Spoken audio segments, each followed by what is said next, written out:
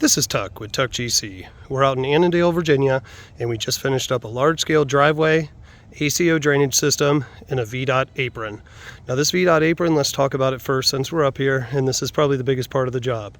So originally, the driveway was way over here and the apron was over here. Originally, this was just a carport, so they did this addition with the two garages, beautiful addition. They did this front porch, and it just didn't make sense to have the apron all the way over here. You could see it doesn't even line up with the garage. It's in front of the porch. It kills the view from the house, so they really wanted to shift this over. The other issue that they had here is when they built this porch, they had to excavate down extremely deep for the footing, I think to the house foundation, like 10 feet, and then the driveway actually caved in. So there was a huge giant hole there that we put 12 tons of gravel in and some of the broken up concrete to fill that hole. So then another, gravel everywhere else, but a lot of gravel in there, and that was the point of the job. Now I want to caution you, when you're pulling these VDOT permits, if you're next to one of these drains, they actually required us, since we wanted to get this close, they'll allow you to do it with some clearance over here, but if you're butting up to it, they're going to have a problem with it. And they actually made this client put up, I believe, an $18,000 bond on top of the $3,000 that you put up for the normal apron. So this was a huge, like $20,000 bond, $21,000, something like that. But we didn't break it, so he'll get his money back.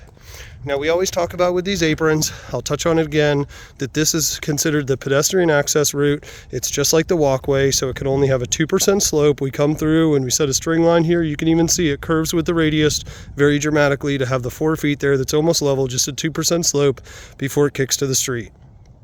Expansion joint the whole way around, expansion joint down the center, expansion joint where it meets the curb and gutter. Now we'll touch over here on this curb and gutter where the old apron was. We did have a little about 4-foot section there before it got to the apron, but we are required to have a full 6 feet at a minimum, so we did replace those two sections there, or one section with the apron I should say, but we had to do that to stay within code.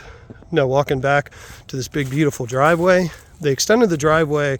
It's probably about double the size it was before, maybe not quite double, probably a third more. But all this area over here is pretty much new. They had the parking path here and then kind of a skinny path coming to the street here to the apron. So we made this a lot larger, and they got tons of parking here now.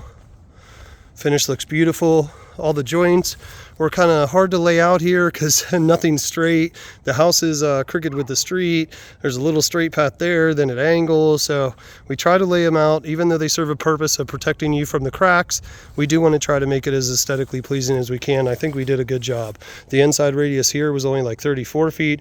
Over there it was 40 feet. So we kind of spaced them out so it went around the radius, if you will. Coming down here.